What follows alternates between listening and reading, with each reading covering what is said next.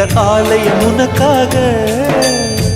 வானில் ஒரு புயல் மழை வந்தால் அழகே என்னை எங்கனம் காப்பாய். கண்ணே உன்னை என் கண்ணில் வைத்து இமைகள் எனும் கதவுகள் அடைப்பேன். சத்தியமாகுமா? நான் சத்தியம் செய்யவா? தொடு தொடுவெனவே வானவில் என்னை தூரத்தில் அழைக்கின்ற நேரம்.